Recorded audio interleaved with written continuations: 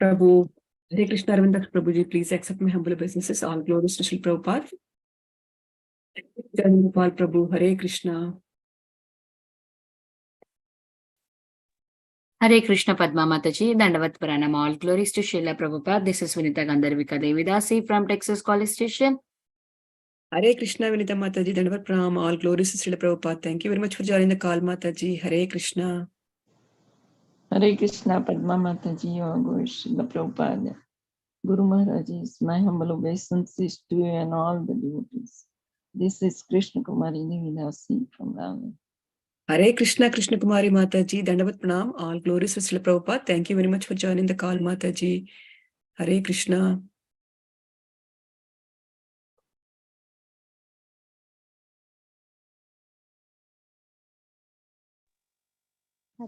Hare Krishna Mataji, all glories to Srila Prabhupada and Guru Maharaj, all glories to Radha Mata. Please accept my humble obeisance to you and respectable Zoom devotees who are present today. I am Charana Lakshmi from Malaysia. Thank you very much and Hare Krishna Mataji. Hare Krishna Mataji, didn't catch your name properly, Mataji. Sorry. Charana Lakshmi Mataji. Charana Lakshmi Mataji. Charana Lakshmi Mataji. Please forgive me, Mataji. Dandavat Pranam. All glories to Srila Prabhupada. Thank you very much for joining the call, Mataji. Hare Krishna. Hare Krishna Mataji, Dandavat Pranam. All glories to Srila Prabhupada. My humble obeisances to you and all the assembled devotees. This is Susmita from Canada. Krishna Susmita Mataji. Dandavat Pranam. All glories to Srila Prabhupada. Thank you very much for joining the call, Mataji. Hare Krishna.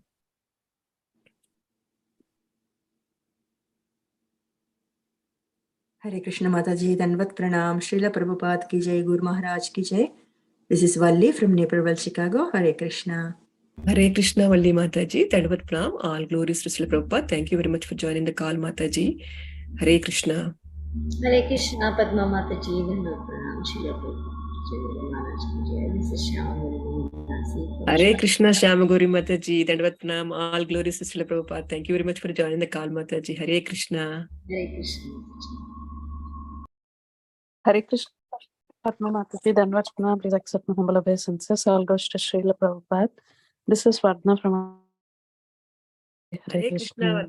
Hare Krishna Vardhana Mataji, Dandavat Pranam. All glories to Srila Prabhupada. Thank you very much for joining the call, Mataji. Hare Krishna.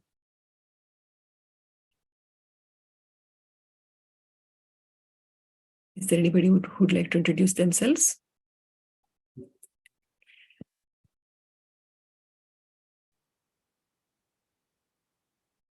Prabhuji already joined. Okay. Prabhuji already joined. Okay, Prabhuji. Would you like to start the recording, Mataji? Yes, Mataji. Record. Hare Krishna. Again, welcome to Bhakti Sangha conference call. Today we are fortunate to have His Grace Balarama Shakti Prabhuji for enlightening us on the topic of Srimad Bhagavatam, 6th canto, 19th chapter, verses 1 to 4 onwards.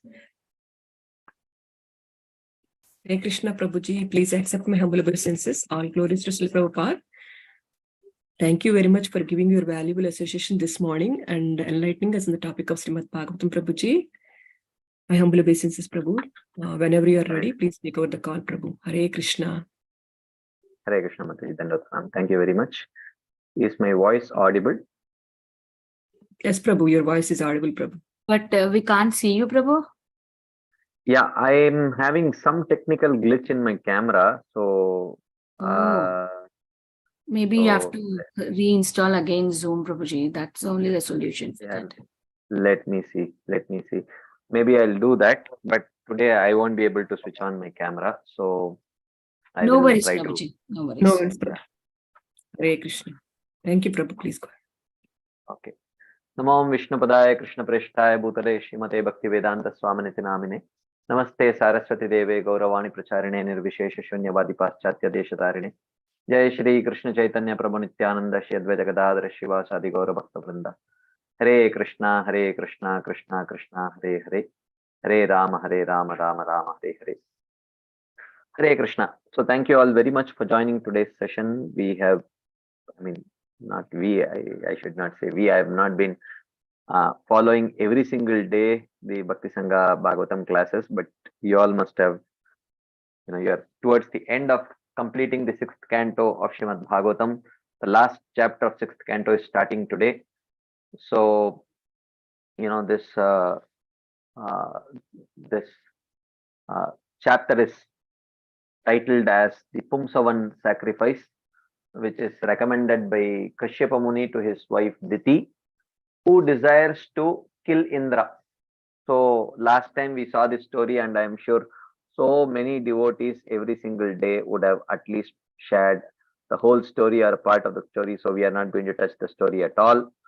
So let's start. So the first three verses do not have a purport. So the fourth verse has a purport. So we will be reading it, and we will see what we can discuss from today. Okay. So first verse, Shri Raja Uvacha Vratam Pumsavanam Brahman Bhavata Yad Udiritam Tasya Veditum Ichchami Yena Vishnu Prasidati. So Shila, here Parikshit Maharaj is asking Shukadeva Goswami that, my dear Lord, you have already spoken about the Pumsavan sacrifice, that how Kashyapa taught the Pumsavan sacrifice to his wife Diti. You have already spoken about this. Okay.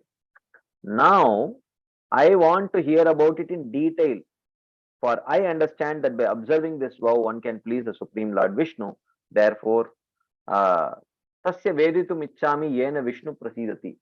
I wish to hear about that Pumsavan vow by which Lord Vishnu can be pleased. So Shukadeva Goswami starts answering this question. So he says, Shukle Marga Shire Pakshe Yoshid Bhartur Anugnaya Arabheta Vratamidam Sarva Kamikamaditah Nishamya Marutam Janma Brahmanan Anumantryacha Snatva Shukladati Shukle Vasitalankritambare Pujayet Pratarashat Prag Bhagavantam Shriyasaha. So Shukadeva Goswami said, on the first day of the bright fortnight of the month of Agrahayana, November, December, following the instructions of her husband, a woman should begin this regulative devotional service with a vow of penance, for it can fulfill all one's desires.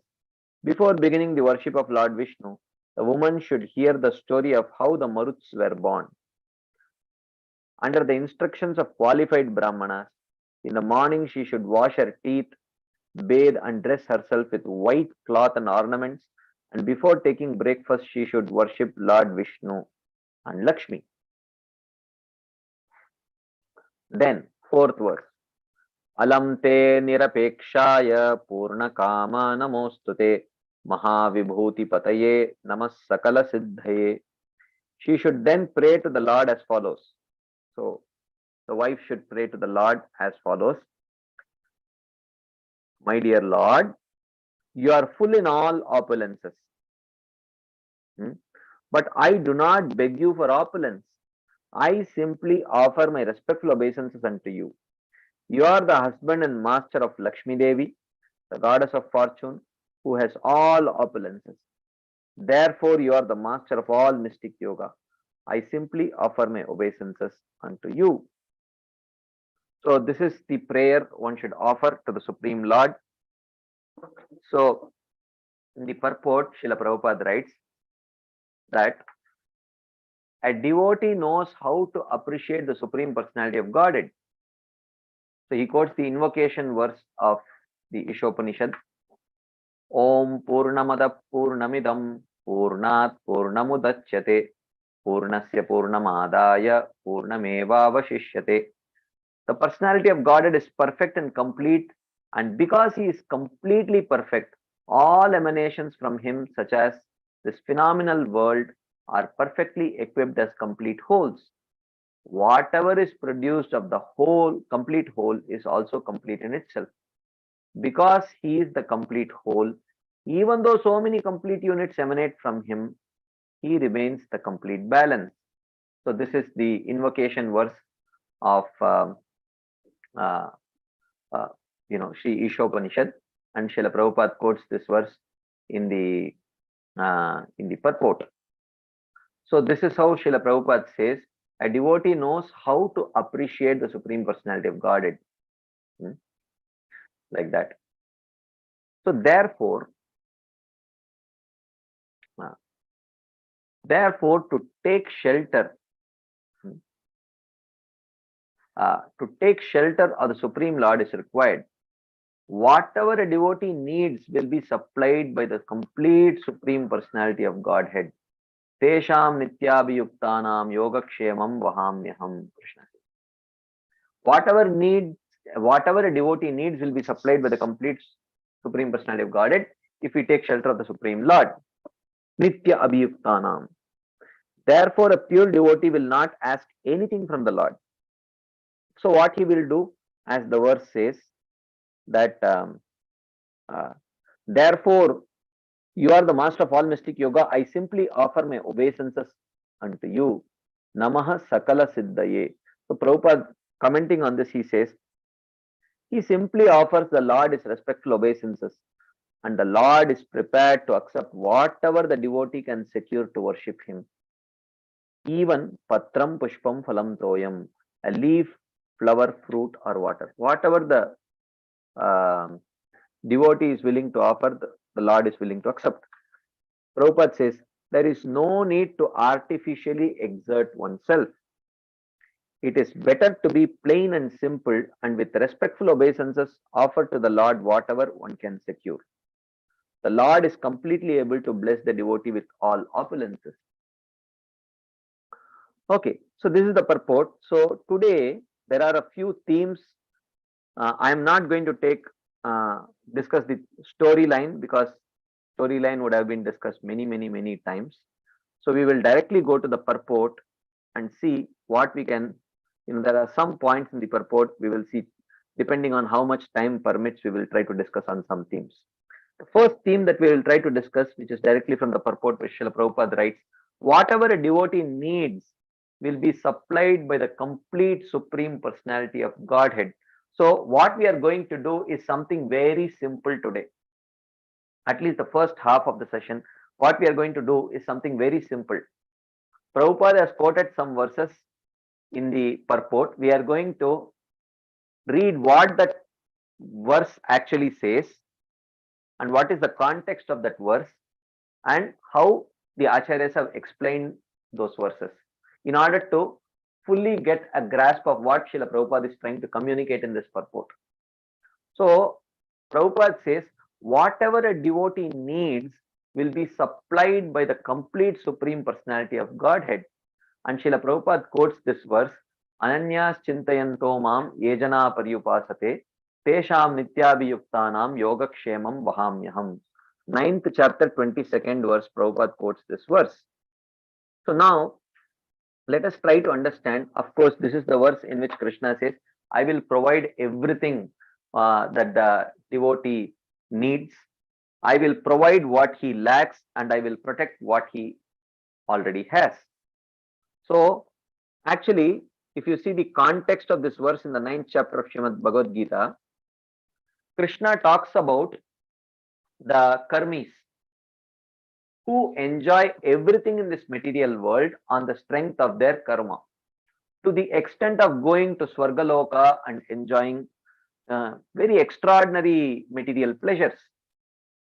Traividyamam somapa putapapa yajnairishva swargatim prartayante te punyamasadya surendra lokam ashnanti divyan divideva bhogan. So Krishna says in Bhagavad Gita that Traividya means the knower of the three Vedas. Mam Ishtva. Generally, this refers to the knowers of the Karmakandiya sections of the Vedas. Mam Ishtva. They worship me indirectly, not directly. How do they worship? Yajnair, through performance of sacrifice. Somapaha, drinking soma, and Puta Papa, and they become purified. Swargatim prartayante, and they pray for attaining Swarga. That is their goal. Okay. punyam asadrya surendra lokam, and attaining punya in the form of the planet of Indra, they ashnanti, they enjoy divyan divi deva bhogan. They enjoy in heaven the celestial pleasures of the devas. So these people, on the strength of their punya, they enjoy pleasures which are available even in the Swargaloka, which the demigods get to enjoy. So, but what about the devotees? This question arises. And so here, Srila Vishwanath Chakravarti Thakur, he explains, those devotees who worship me through these three methods. So three methods are mentioned. Jnana yagyena chapyanye yajanto mam upasate ekatvena prataktvena bahuda vishvato mukam. So in the previous verse, he talks about the Jnana yogis, how they attain liberation. Okay. But then there are these karmakandis. Okay. So he says, but those who follow material karma, they do not become liberated. This is explained in two verses. Those who study and know the three Vedas, Rig, Yajur and Sama, or those who are absorbed in the karmas described in those three Vedas, not knowing that Indra and the other devatas are actually my forms, and consequently worship me indirectly through worshipping these forms, they drink the remnants of the sacrifice and thus attain punya. So at the most they can attain some punya and go to Swarga, enjoy. But Shine punye martyalokam vishanti. After their punya gets over, they will have to come back to the to Bhuloka. So in the next verse he says, Tetam bhuktva swargalokam vishalam shine punye martyalokam vishanti. Evam trayi dharma manuprapanna gatagatam kama kama labante. Tam vishalam swargalokam bhuktva. Having enjoyed the vast pleasures of Swarga, shine punye, and thus exhausting their punya, te martyalokam vishanti. They again come back to Martyaloka, the place where people die, which is Bhuloka. Okay. So, evam trayidharma manuprapanna. In this way, following the path of karma, kama kama, desiring only the objects of material enjoyment, gata agatam labante. They actually go to Swarga, come back, go to Swarga, come back, go to Swarga, come back, like that. They keep on, going into the cycle. Okay. But nevertheless, they get lot of material pleasures, up to Swargiya pleasures, heavenly pleasures. They enjoy. But what about the devotees? Devotees have given up the path of karma. So devotees have given up the path of karma, and Krishna says that performance of devotional service does not generate any karma, which means it does not generate punya also. So how will so if punya is the currency to get enjoyment, so will the devotees be bereft of enjoyment? This question arises. Will the devotees be bereft of enjoyment? So Krishna says, Ananyas chintayanto mam yejana paryupasate tesham nitya abhiyuktanam yogakshemam vahamyaham. So he says, yoga kshemam vahami aham, vahamyaham. But I carry the burden of yoga, supply, kshemam, maintenance. I carry the burden of supply and maintenance, which means karma does not carry the burden of supply and maintenance, unlike what it does to the ordinary karmis. For the devotees, Krishna says, aham vahami, I carry the burden. Okay. Of whom? Tesham, of those people, nitya abhiyuktanam, of those who desire constant association with me. So these people, their desire is not to go to Swarga and enjoy. Their desire is to is constant association with Krishna. They want a relationship with Krishna. That is what they need. And ye jana, and these personalities or these devotees, ananyaha chintayanto mam. They think only of me. They do not think of they do not think of Swarga, they do not think of the demigods. And pari upasate, they worship only me. So ananyas chintayanto refers to anyabhilashita shunyam.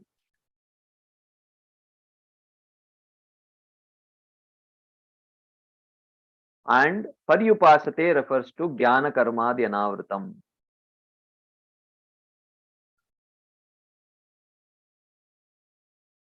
Okay. So such people who practice this pure devotional service, who they cannot think of anything else. So generally, what we naturally think of our goal. Our most cherished goal, that's what we naturally think of. So ananyas chintayanto mam refers to these devotees consider Krishna as their goal, which means the goal of their life is to establish a relationship with Krishna. Okay. And how do they wish to attain it? Pari upasate, by complete worship. Complete worship means what? Worship that is not covered by jnana, karma, yoga, etc. Pari means complete. Upasate means to worship. Pari upasate means completely worship Krishna, which means by the process which is not covered by jnana, karma, yoga, etc. Which means jnana, karmadi, anavritam. So by those devotees who are anyabhilashita shunyam, jnana, karmadi, anavritam, anupulyena krishnanushilanam, and to such devotees, Krishna says, yoga kshemam vahami aham. I carry the burden of supply and maintenance. Because by such a worship, they desire tesham nitya abhiyuktanam. By such worship, they desire constant association with me. Like that Krishna says. So, in the purport, Srila Vishwanath Chakravarti Thakur says, he says that, on the other hand, the happiness of my Ananya Bhaktas is given by me. It is not obtained by pious acts. So, happiness or distress, suffering of devotees is not according to karma. That we have already discussed in detail. The happiness experienced by devotees is also not according to karma. That is given by Krishna. They are at all times well versed in matters concerning me and are always ignorant of all other things. Nitya abhiyuktanam. Or the phrase can mean that they constantly desire to be in my association. They have a desire to constantly be in the association of Krishna. For such persons, I take care of their attainment of wealth, yoga, and their maintenance, kshemam, even though they do not expect such things. Because they are anyabhilashita shunyam. They do not expect such things. But just because they do not expect, it's not that I do not provide them. I provide them with whatever they need. So he says, it would be unsuitable for the Lord simply to say that he performs these acts or he gets them performed. So he uses the word vahami, meaning carry is used. Okay. So carry means what? The use of the word vahami indicates that the Lord bears the burden of maintaining their bodies in the manner that the householder takes the responsibility for maintaining his own wife and children. Right? So the Lord takes personal responsibility. Or rather, the Lord feels responsible. The Lord is responsible for the maintenance of this whole universe. But the Lord feels responsible for maintaining and protecting his own devotees. There is a sense of feeling responsible. Just like, the owner of a company may be responsible for the running of the company, but when it comes to, he personally feels responsible when it comes to maintaining his own family. Like that, the Supreme Lord, even though he is responsible for every single thing in this material world or in the spiritual world, but when it comes to devotees, he feels responsible. Oh, I am personally responsible for this. Like that. Thus, um, thus, one should not say that, like others, their attainment or preservation of bodily needs is due to karma. So the attainment or preservation of the bodily needs of devotees is not due to karma. It is directly taken care of by Krishna, because Krishna wants to take care of this. But someone may question Krishna. Someone may question Krishna. Well, Krishna, still, since you are Atma Rama, you are self-satisfied, completely enjoying within and indifferent to all things as a Supreme Lord, where is the question of your bearing responsibility? So where is the question of your responsibility? You are Atma Rama. You are completely self-satisfied. Why would you feel responsible for the devotees? Why would you feel responsible for the devotees? Right? So this question arises. So we were discussing probably in this forum or some other forum, like the Shastras say that the Supreme Lord is Atma Rama. Okay. On one hand, when talking about the Lord, the Shastras say that he is Atma Rama, self-satisfied. Okay. But on the other hand, the Shastras also talk about the Lord to be satisfied by bhakti.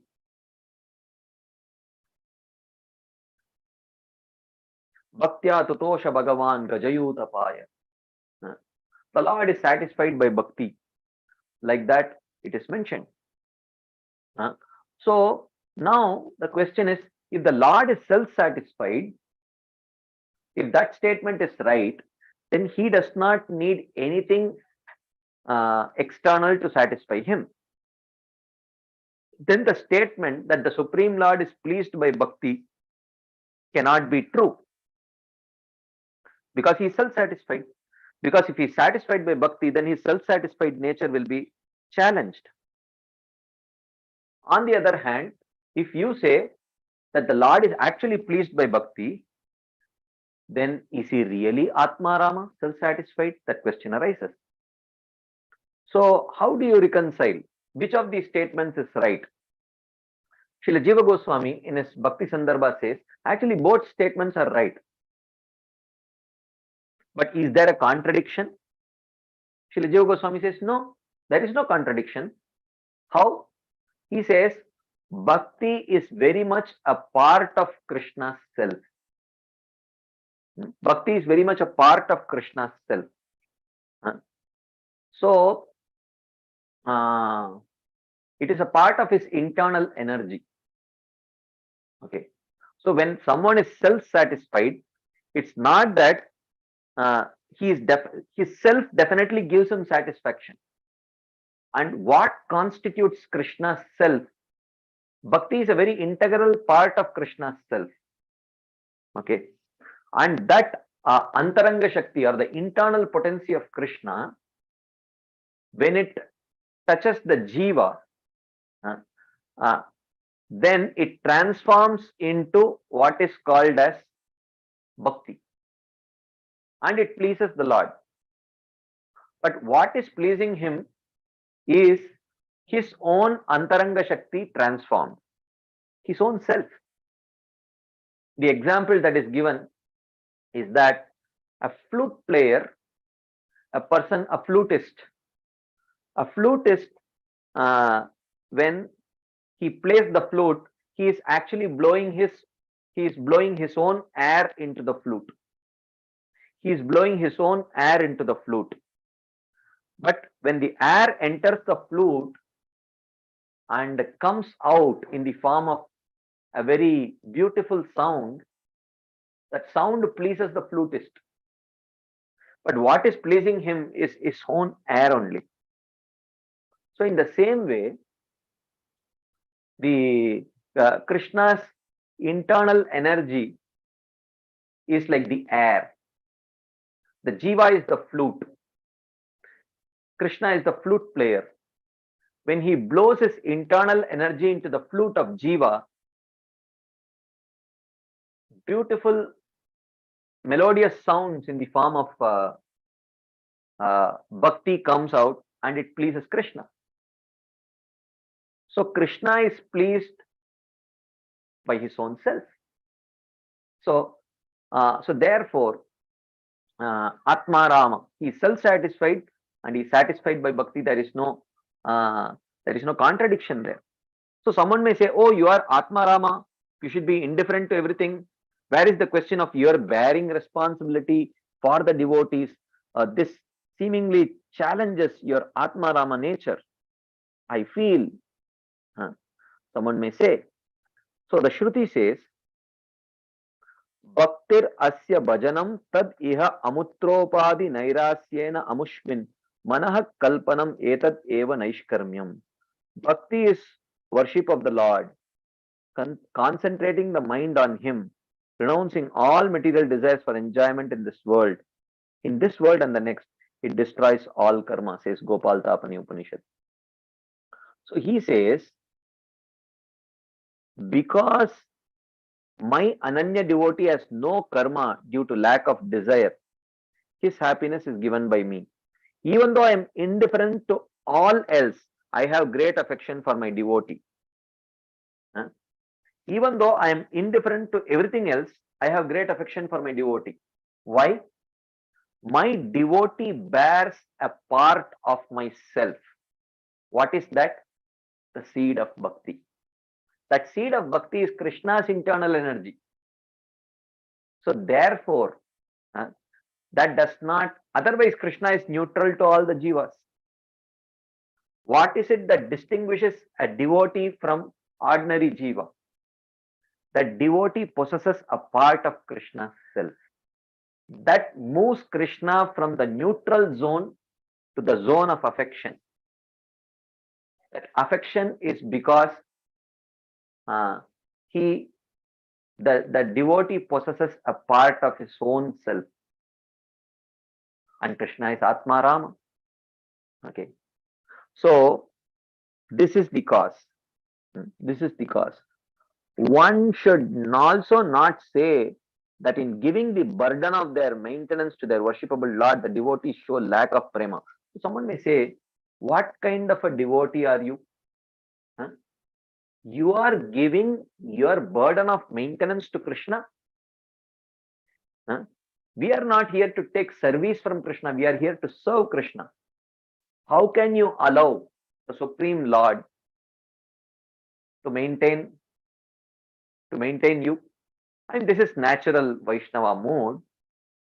Right? We see in the case of when Raghunath Das Goswami was so absorbed in his bhajan, and one tiger came and Krishna had to protect Raghunath Das Goswami from the tiger by holding a stick. And another time when Raghunath Das Goswami was doing his bhajan, the sun was just completely beating down on his head, and Srimati Radharani had to personally come and hold her pallu over his head to protect him from that heat. And when Sanatan Goswami saw this, he said, this is not right. We are not here to take service from Krishna. We are here to serve Krishna. You build yourself a bhajan kutir. Don't put our lordships to your service. Like that, he chastised him. So, so this is natural devotee mood. How could you take service from Krishna? But then Krishna says, no, please don't take my service away from me. So Krishna says, in fact, they do not give me that burden. Rather, I, by my own will, accept it. I want to accept it. Please don't take my treasure away from me. My only treasure is my service to my devotees. Like that Krishna feels. it should also be understood that I am not bearing it as a duty. No, I am not doing it as a duty in the manner that I create and maintain the universe by my will alone.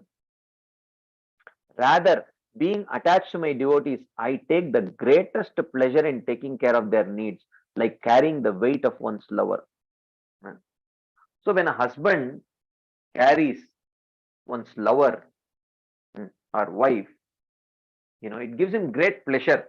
She might be, if he has to carry a bag of rice, which is even 1/4 that weight, he would like sweat and, he would probably engage mm, a coolie or someone to pick up that rice bag.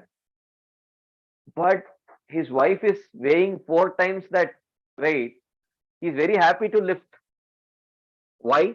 Because of that affection. Because of that affection. So he says, look, please don't interfere. Krishna says, don't interfere. Don't take something which I take great pleasure. I take great pleasure in personally fulfilling the needs of my devotees. Why you are taking it away from me? I am not doing it as a duty. This gives me great pleasure. Like that. So this is the purport to this particular verse by Srila Vishwanath Chakravarti Thakur. Srila Prabhupada gives a slightly different insight into this particular verse. Srila Prabhupada says that one who is unable to live for a moment without Krishna consciousness cannot but think of Krishna 24 hours a day, being engaged in devotional service by hearing, chanting, remembering, offering prayers, worshipping, serving the lotus feet of the Lord, rendering other services, cultivating friendship, and surrendering fully to the Lord. Such activities are all auspicious and full of spiritual potencies, which make the devotee perfect in self-realization, so that his only desire is to achieve the association of the Supreme Personality of Godhead.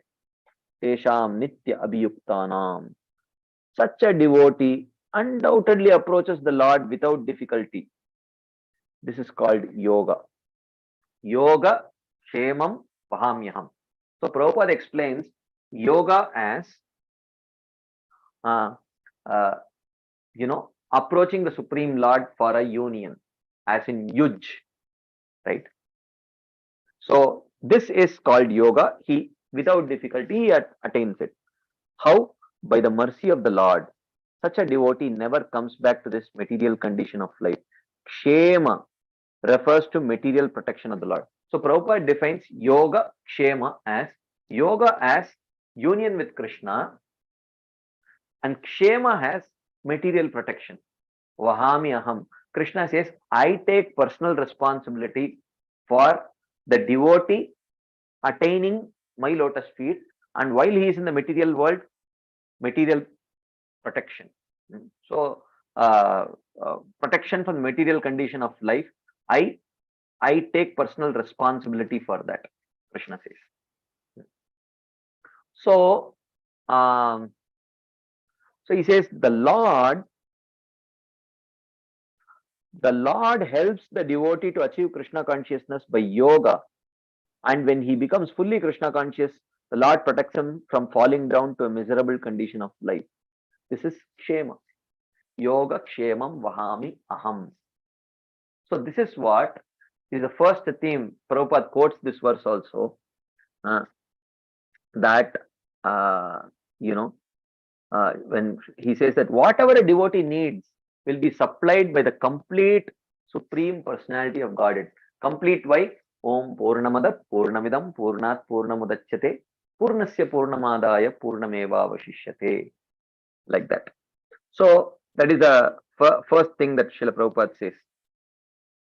And then Srila Prabhupada says, oh, the Lord is prepared to accept whatever the devotee can secure to worship him. This is the next point that Srila Prabhupada says in the purport. Whatever, so in return, what should the devotee do? What should the devotee do so that the Lord feels obliged? The Lord feels so attached to, take responsibility of the devotee's maintenance, what should the devotee do? What is the verse that Srila Prabhupada quotes in the purport for this?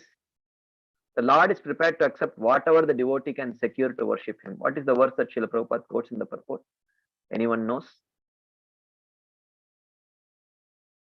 Anyone knows in this purport what is the verse that Srila Prabhupada quotes?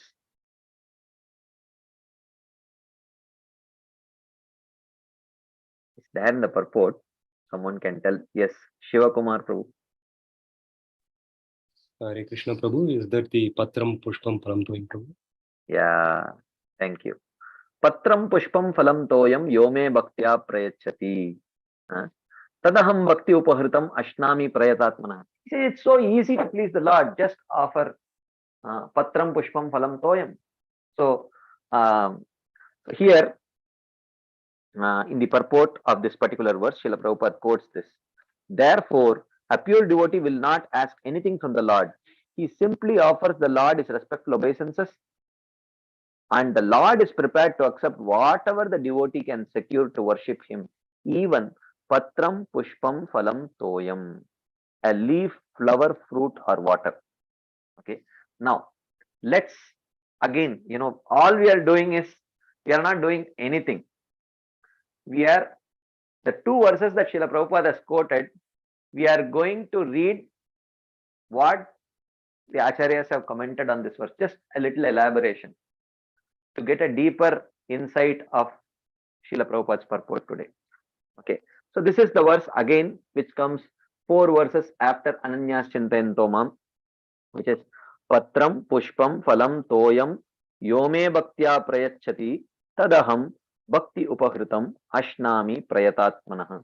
So 9.22 is Ananyas Chintayanto Mam, 9.26 is Patram Pushpam Phalam Toyam. In between you have 23, 24, 25, which talks about demigod worship. Ye Pyanya Devata Bhakta Yajanto Yajante Shraddhayan Vita Tepi Mameva Kaunte Yajante Avidhi Purvakam. Like that, those series of verses where Krishna is talking about demigod worship. So, in order to establish how worshipping the Supreme Lord is so easy, in order to establish that point, actually Krishna quotes this verse, Patram Pushpam Phalam Toyam Yome Bhaktya Prayachati Tadaham Bhakti Upahritam Ashnami Prayatatmanaha. So he says, Tad Aham Ashnami. Ashnami literally means eat, but here it means accepting.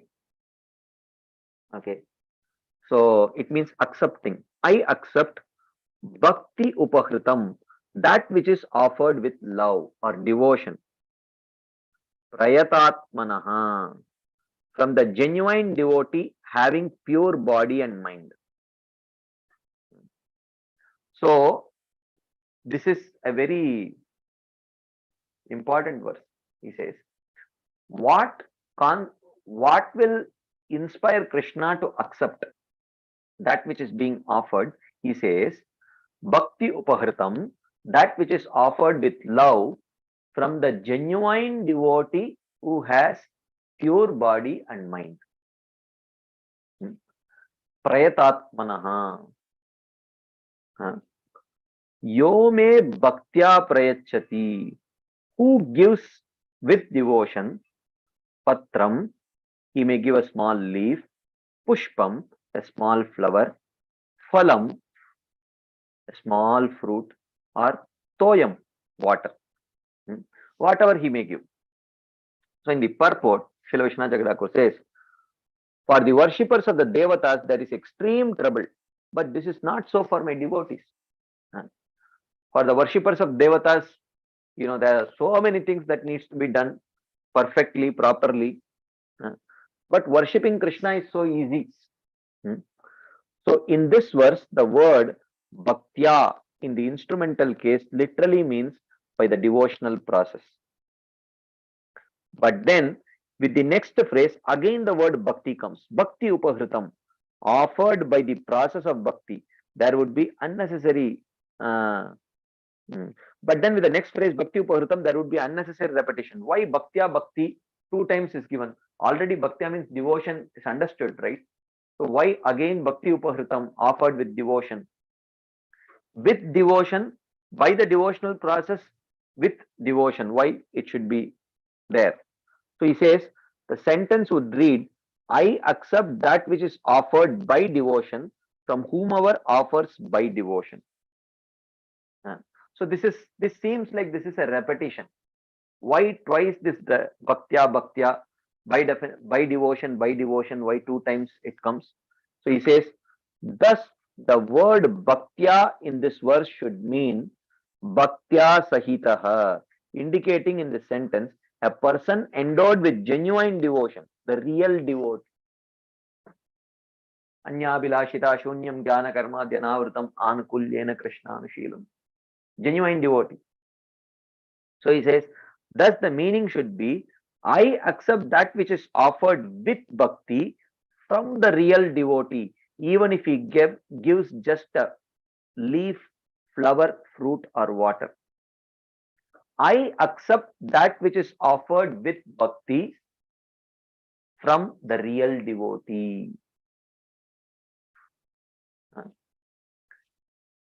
Real devotee means Anyabhilashita shunyam jnana karma dhyanavritam.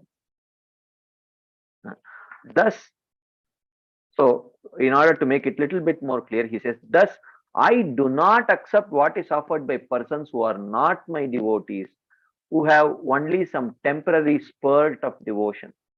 That is why the word bhaktya comes twice. They may have some temporary spurt of devotion, but they are not bhaktya. It is not bhaktya sahita. They are not genuine devotees. But whatever my devotee gives, I enjoy it in a suitable way. Ashnami. And what type of offering is it? He says, he does not offer it because someone told him to offer it, but he gives it out of love. Bhakti upahritam. Out of love he gives. But if my devotee has an impure body, I do not accept even that offering. If he has an impure body means he must have a pure body, which is ritually pure body, right? At least for Vaidhi sadhakas, you should take bath, brush your teeth, and cook with clean body. You cannot say, oh, ultimately Krishna is bhavagrahi, so even if I don't take bath and I offer, Krishna will accept because he accepts devotion, right? So here the word prayatatmanaha. Prayata atmanaha. So the word atma can refer to body and the word atma can refer to mind. So prayatatmanaha refers to pure body or pure mind, which means this excludes persons from offering during menstrual cycle or with other impurities. It is not the best way of offering because you don't want to offer something which is impure to the Supreme Lord. However, the word prayata atmanaha can also mean a person with pure mind, which means no one except my devotee has a pure mind. So pure mind here refers to pure faith. Okay. As Parikshit says, Dhautatma Purushaha Krishna Pada Moolam na munchati. A pure devotee of the Lord whose heart has once been cleansed by the process of devotional service never relinquishes the lotus feet of Lord Krishna, for they fully satisfy him as a traveler is satisfied at home after a troubled journey. Mukta Sarva Pariklesha Pantaha Swasharanam Yata. Like that. So, this is Patram Pushpam Phalam Toyam Yome Bhaktya Prayachati. So you may say, no, pure mind. Why you are beating around the bush? Pure mind means there should be no lust, anger, envy, greed, illusion, pride, no anarthas. Only that is pure mind, which means when we sadhakas offer anything to Krishna, Krishna does not accept because our mind is filled with lust, anger, envy, greed, illusion, and pride. Krishna will not accept because prayatatmanaha means pure mind. We don't have a pure mind. One may say like this. So here Krishna, Srila Vishnu Jagadagu clarifies. He says, the sign of their purity is the fact that they cannot give up the service to my lotus feet. even if there is a trace of lust or anger, it is insignificant, like the bite of a toothless snake. There may be such things, as Krishna says, apichet suduracharo, vajate ma mananyabhak, sadureva samantavya samyak vyavasito hi saha. So he should be considered as a sadhu, he says. Right.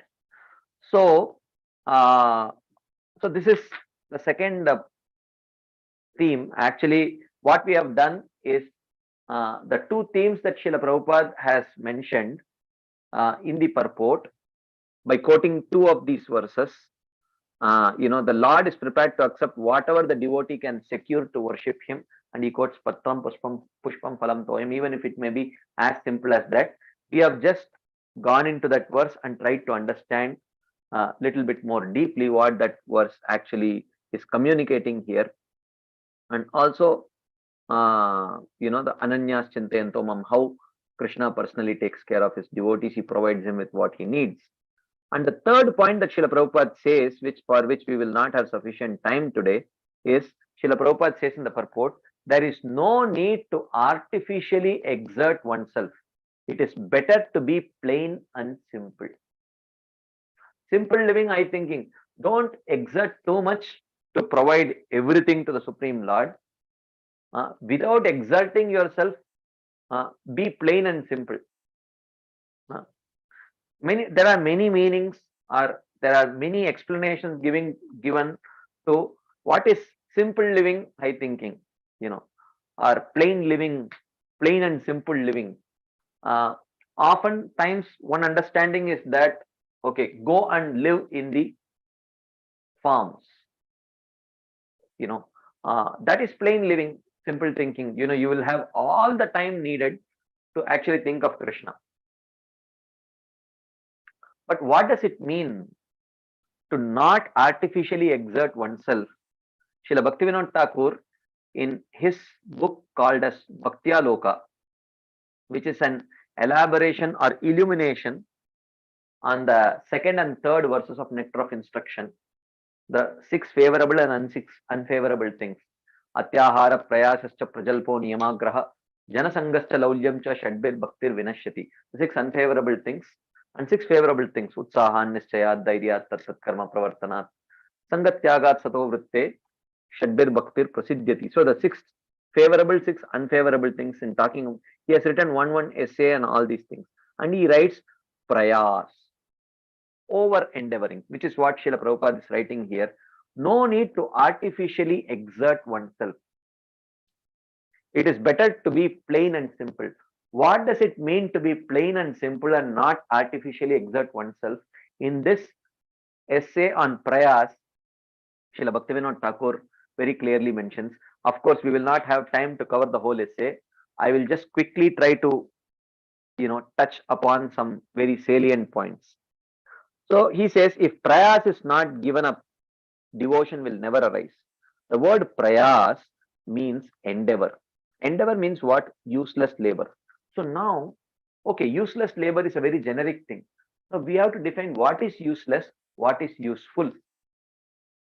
So he says, very deep explanation Srila Bhaktivinoda Thakur gives. He says, spiritual life is nothing other than pure devotion unto the Supreme Lord. That is spiritual life. Devotion cannot be defined by any symptoms other than full surrender and subordination unto the lotus feet of Supreme Lord. So what are the symptoms of devotion? He says, Sharanagati. The limbs of Sharanagati should be there. Anukulyasya sankalpo pratikulyasya varjanam, accepting whatever is favorable, rejecting whatever is unfavorable, and so on. Those 6 limbs. So he says, full surrender and subordination are the natural, eternal, constitutional duties of the living entity. Therefore, only devotional service is the natural propensity of the inherent occupation. So he says, prayas means what? First, understand what is the constitutional position of the jiva. Okay, because that is the natural position of the jiva. Any So the natural activity of the jiva is what? Devotional service. Jivera Swarup hoy Krishnera Nityadas. So serving Krishna is the natural duty of the jiva. Anything other than that is prayas. That is the explanation of Srila Bhaktivinoda Thakur. He says, and that is what here Srila Prabhupada says, there is no need to artificially exert oneself. Artificially exerting oneself means what? It means engaging in activities which are artificial to the soul. What is artificial to the soul? Karma, jnana, yoga, everything is artificial to the soul. And the whole materialistic life, whether you live it in a Vedic material way or a non-Vedic material way, it is foreign to the soul. So the moment a person realizes his constitutional position as the soul and his constitutional duty as devotional service, any other endeavor other than that is artificially exerting oneself. It is not considered to be plain and simple living. That is the essence of this essay that Srila Bhaktivinoda Thakur explains. So he says, in one's inherent occupation, there is no need of prayers. Still, and what is this inherent occupation? Devotional service. Once refer to the soul's inherent occupation, there is no need of prayers. Still, in the living entity's conditioned state, there is need for a small amount of prayers in order to cultivate devotional service. He says, look, the jiva's natural dharma is to perform devotional service. So there is no need for exertion. Ideally, there should be no exertion. There should be no need for exertion for the jiva. But in the conditioned state, the jiva needs little exertion because he is conditioned. Right? Just like water will naturally flow, but when put inside a refrigerator, it cannot exhibit its natural dharma. So there should be little prayas. What is that prayas? You should keep that water from the refrigerator or the freezer outside for a while. So if it remains in the ambient temperature for a while, it will melt and it will naturally show its inherent nature. So therefore, the living entity does not have to exert anything to perform bhakti, but in the conditioned state, because he is in a artificial state, he has been in an artificial state for a very long time. So therefore, there must be some exertion, but that exertion is not considered to be prayas or useless endeavor. So he says that except for this little prayas, all other kinds of prayas are unfavorable for devotional service, which means whatever we have to do to engage in devotional service, that we should do. Everything else is useless endeavor. And now he says prayas is of two kinds, jnana prayas and karma prayas. In jnana prayas, the feeling of oneness or kevaladvaita arises. So jnana prayas means covering one's bhakti with the elements of jnana, So either aspiring for the sayujya as a goal or the path of jnana as a means to attain that goal, all of that. And he quotes many verses from the Shastras, Nayamatma pravachanena labhyo namedayana bahuna shrutena. One cannot attain the Supreme Lord by any endeavor of jnana, studying, hearing explanations and all that. It is possible only by the mercy of the Lord. And then he quotes Brahmaji's famous verse, Jnane prayasam udapasya namanta eva, and so on. Stane stita shrutigatam tanuvan manobir ye prayasho ajita jitopyasitai srilokyam. So only by practicing devotional service, one can understand Krishna, not by this endeavor of jnana prayas, and so on. He quotes many verses like that. So now one may say, oh, then does it mean we should stop hearing Srimad Bhagavatam right now? So that question arises. So he says, glorification of the knowledge of one's relationship with the Lord is often heard. That knowledge is pure and spontaneous. There is no need of prayers.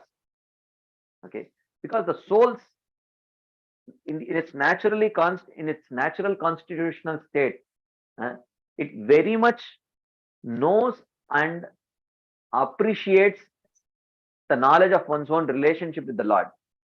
So that is not prayas, that is not jnana prayas. The knowledge given in the Chatushloki, the four main Bhagavatam verses, is achintya beda bed, inconceivably simultaneous, one and different. This knowledge is naturally dormant in the heart of the living entity. So this is natural knowledge. So to acquire this knowledge is not prayas. This is not jnana prayas. Okay. Many times people say, Are, you want to keep hearing Bhagavatam. You don't want to do practical service. This is the path of jnana. This is not the path of bhakti. I mean, I would say this is oversimplification. This is not correct. This is actually oversimplification because that knowledge is not jnana prayas. Okay. Okay. So now I will have to start skipping things. Anyways. So, and then he says that the living entity cannot remain in his constitutional form without being subordinate to the Lord. Therefore, servitorship of the Lord is his constitutional duty. So, cultivation of this constitutional duty is the nature of the living entity. This is the spontaneous, devoid of prayas, dharma, or duty of the living entity. So, cultivating servitude to Krishna, because servitude to Krishna is a natural, spontaneous dharma of the jiva, but in its conditioned state, this is not being, in its conditioned state, it is not being done. It becomes unnatural. It seems unnatural. But to engage the living entity again in that particular activity is not prayas. Okay. So let's skip a few things and then he says, and if jnana prayas is renounced in the association of devotees, then that is a devotional endeavor. He says to give up unfavorable prayas is in itself devotional service. It's a devotional endeavor, like that. And then he quotes verses from Bhagavad Gita 12th chapter where Krishna very clearly says klesho adhikataras tesham avyaktasakta chetasam. This jnana prayas is actually very difficult because it is not constitutional to the soul and so on. And then he talks about karma prayas. Karma prayas, he talks about, the path of karma yoga, varnashrama dharma, without properly understanding the role of bhakti. That is also karma prayas, and he says that is also very contrary to the devotional principles, just like jnana prayas. So he says, but a devotee who desires to properly pass his life still accepts his duties according to varnashrama, as those duties are favorable to devotional service and counted as part of devotional service. So if you accept certain limbs of varnashrama in the mood of anukulyasya sankalpo, if it is anukul for my bhakti, I will accept. If it is pratikul for my bhakti, I will reject. In that mood, when some of the limbs of varnashrama are accepted, then that is, those limbs are no longer limbs of varnashrama, they become limbs of bhakti. So he says all these activities are no longer called karma. They are not called as karma. Okay. So he says that, okay, then he explains a few things. I will not get into the details. So then he talks about Ashtanga Yoga prayas is also unfavorable for bhakti. Like that he says. Then further he says that the hard labor for activities like visiting holy places is prayas, that is unfavorable for devotional service. He says going to Tirtha Yatra is prayas, unfavorable for devotional service. Why? Because what is the mood of Tirtha? Yes, Tirtha Buddhi Salilena Karhichid. Tirtha Buddhi means, oh, I will go. I have been very, very, I've been very sinful. So I will go to this holy place and I will take bath in this holy river and wipe out all my sins. So that kind of Tirtha Yatra, visiting holy place, is prayas, means unfavorable endeavor. If, however, okay, he clarifies, if, however, one goes to the places of Krishna's pastimes with a greedy desire to awaken his ecstatic love for Krishna and to associate with the devotees, then this is certainly devotional service, not useless prayers. Gaura Amar Jesabastane Koralo Brahmana Range, Tesabastana Heribo Ami Pranayi Bakata Sange. With this mode, if one goes for Tirtha Yatra, greedy to see those places of Krishna's pastimes and to with a desire to awaken the ecstatic love for Krishna and to associate with great saintly people, that is not prayas. That is very favorable. That is not useless prayer. And then following the vows of devotional service is not useless prayers. They are all accepted as part and parcel of devotional service. Okay. The prayas for serving the Vaishnavas is not prayas. For greed to associate with one's own peers destroys the faults in the form of desires to associate with other worldly minded people. So eagerness, endeavoring to associate with devotees, serve the devotees, it's not useless prayers. This is natural. The prayas for temple worship is a spontaneous manifestation of the heart's emotions.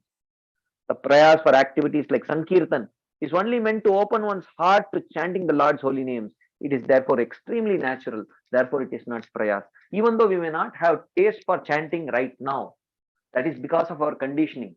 But we know that the natural propensity of the soul there is Namagane Sadaruchi. Okay, so that is very favorable prayers, and one should certainly do it, and so on. And then he says there need not be any specific endeavor for renunciation, separate endeavor. There is no need for prayas in renunciation, vairagya prayas, because when devotion to Krishna arises in the heart, the living entity naturally becomes disinterested in anything other than Krishna. Vasudeve Bhagavati Bhakti Yoga Prayojitah Janayatyashu Vairagyam Jnanam Chayat Ahaitukam, like that. Okay. So in this way he says Jnana prayas, Karma prayas, Yoga prayas, Mukti prayas, as well as over endeavoring for material enjoyment, worldly achievements, associating with materialistic people are all hostile principles for one who has taken shelter of the holy name. One should not engage in all these things.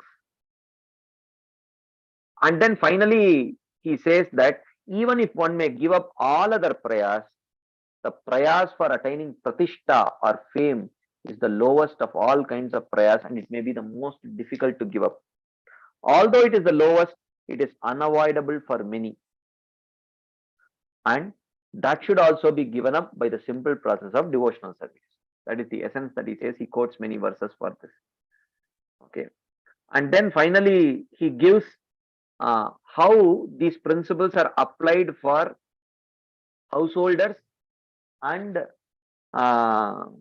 renunciants. Okay. So he says, making varnashram favorable to devotional service, the householder should pass his life engaged in devotional service free from prayas. Free from prayas means free from karma prayas, jnana prayas, yoga prayas, vairagya prayas, and so on. And whatever is favorable for of the varnashram duties, whatever is favorable for bhakti, he may accept those principles. He says then they should earn and save only to easily maintain the family members. Okay. If they always remember that worshipping Hari is the only purpose of life, then they will never fall into illusion. So they will remember, their goal should be very clear. It's always to worship Lord Hari. Okay.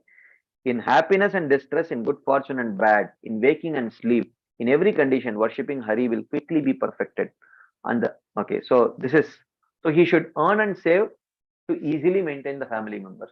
Beyond that is prayas.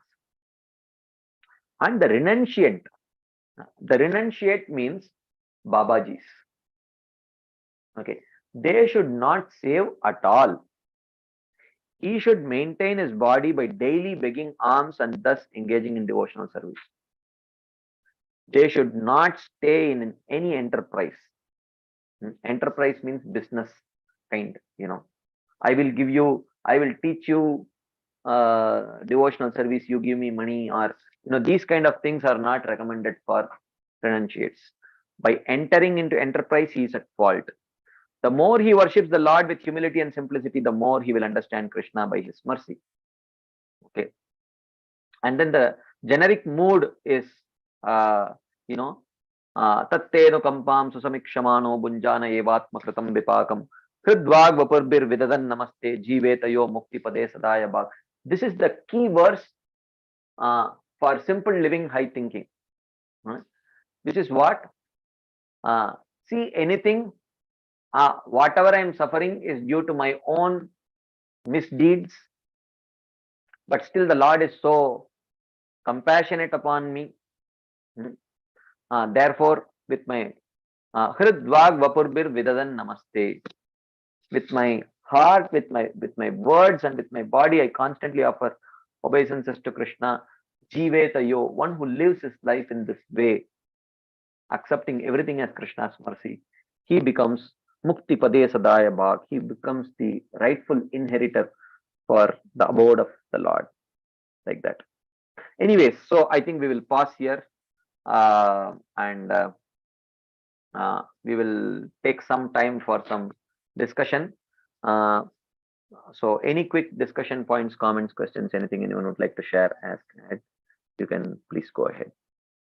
Thank you so much, Prabhuji, for such an enlightening class with just Krishna wants just our sincere devotion to him, just palam patram pushpam, that thing, and other thing also, like not over endeavoring for work, just to do whatever minimum necessary to maintain the life and be thinking of him and praying, doing the chanting, with thinking about him. Thank you so much, Prabhuji.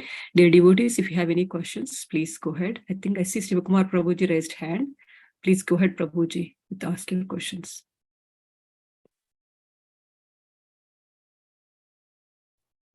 Hare Krishna. Thank you, Mataji. Hare Krishna, Prabhu. Dandavat pranams. Thank you for a very insightful class today, Prabhu. Prabhu, one question from today's class, Prabhu. On the Yoga Kshema Mahamyaham, I kind of heard this message from few classes that it primarily means the consciousness. Krishna protects the consciousness, but not necessarily the material situation or circumstance. So I just wanted to hear from you, Prabhu, as to how should we look at that? Yeah, Krishna protects the consciousness, but basically here it means he provides what the devotee needs to attain perfection. Sometimes it may mean protection of physical body also. Sometimes it may refer to protecting the external surroundings also. Sometimes it may mean wealth. Sometimes it may mean one's consciousness. Whatever is needed, Krishna protects. It's not that he protects only consciousness and allows the body to be taken care of by karma. No. Body also he takes care. Consciousness also he takes care. But takes care means what? Only to the extent that it is needed for him to achieve perfection of his goal. Like that. Okay. Thank you. Prabhu, also one. Oh, I'm sorry. I muted you. Can you please raise your hands again, Prabhu? Yeah. Yes, Prabhu. Yes. So one more question, Prabhu. I could not attend your last class. I was just listening to it offline. I had this one question, Prabhu. You were talking about the who, why, and how the modes affecting these three aspects. I just Prabhuji, wanted to before you ask that question, there are others. Can we first take their questions regarding today's class, and then we will get back? Is that okay? Sure. Yes, Sukakar Krishna Prabhu. Hare Krishna Prabhu, Balram Prabhu, your class is always thought-provoking. So this was what you told today. Can we relate that anukulyasya sankalpa pratikulyasya varjanam? By doing that, automatically you achieve all these things. Yeah. Yes. That's just wanted to know. Yes, Prabhu. Thank you, Prabhu. Hare Krishna. Jyoti Mataji.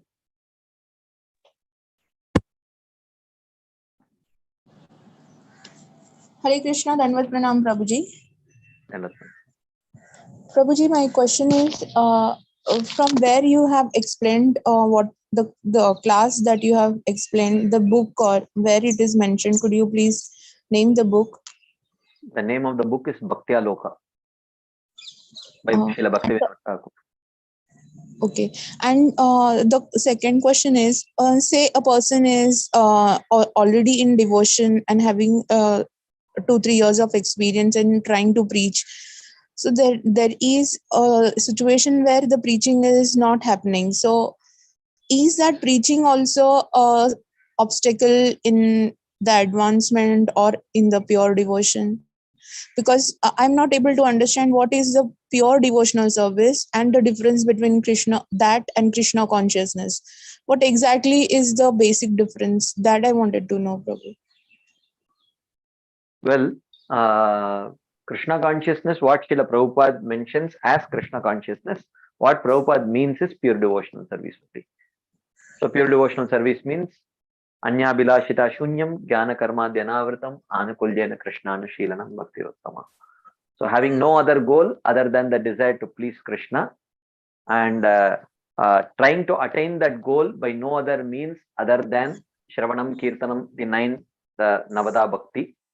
So that is pure devotional service. So if one is practicing that, then he is in Krishna consciousness and he is practicing pure devotional service.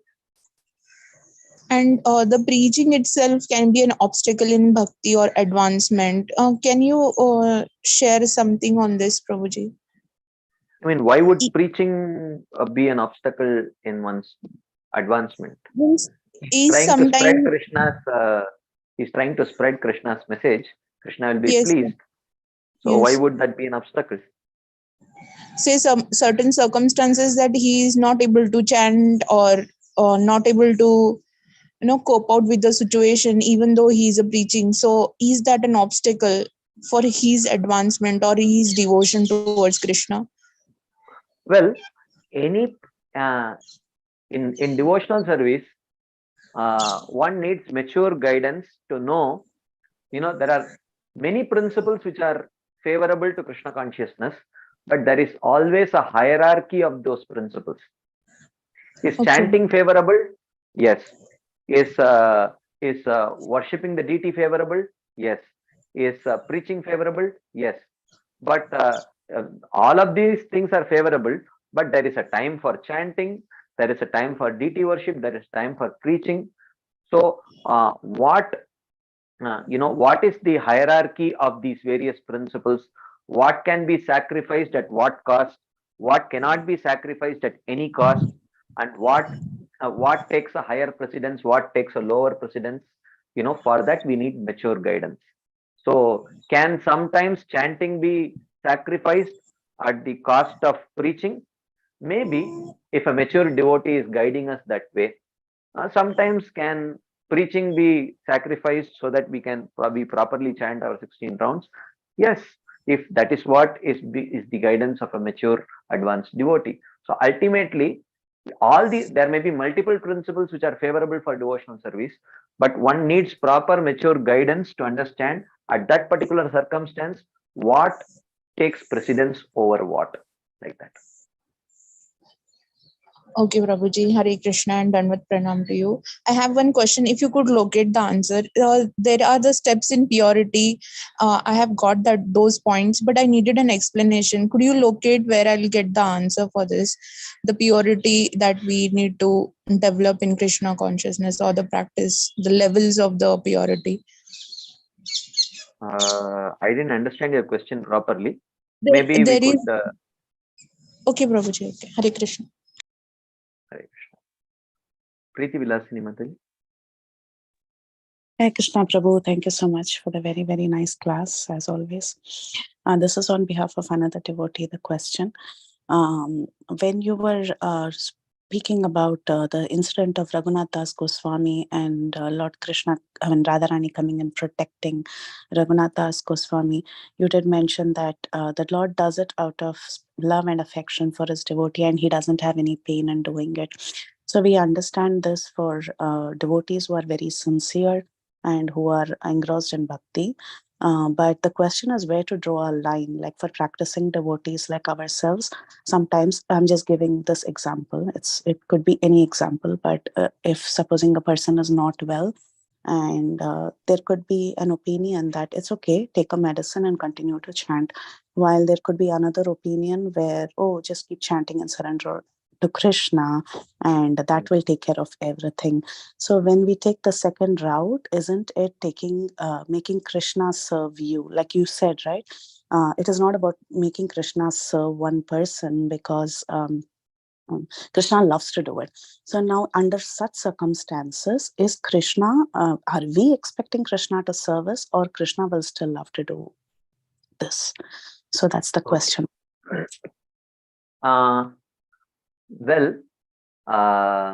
Okay, there are two aspects to this question, the way I see it. One thing is, if the first aspect, as I understand it, is if Krishna, if the suffering and happiness of the devotees is given by Krishna, orchestrated by Krishna, should we even endeavor to address, when let's say I get fever, I'm a devotee, so who gave me fever? Krishna. So should I go to a doctor and deal with it, or should I just tolerate it, and because Krishna has given it? So yes, Krishna orchestrates various situations, material situations, sometimes happy, sometimes excruciating for his devotees. But does Krishna want us to tolerate it? No. Tolerance is not the principle. As Sugakar Krishna Prabhu said, Anukulyasya sankalpo pratikulyasya varjanam. Do whatever is favorable. Basically, what Krishna wants us to do is to respond in a favorable way to the situation that he has put us. So, for example, because tolerance is a byproduct of detachment. The more detached we are, the more we will be able to tolerate. And detachment is a byproduct of higher attachment. So to the extent that we are attached to Krishna, to that extent we will have detachment. To that extent, to the extent that we have detachment, to that extent we will be able to tolerate. Bhakti pareshanubhavo virakti anyatra chesha. So tolerance is directly a byproduct of our progress in devotion. So if we are not sufficiently progressed in devotion, we may not be able to sufficiently tolerate certain situations.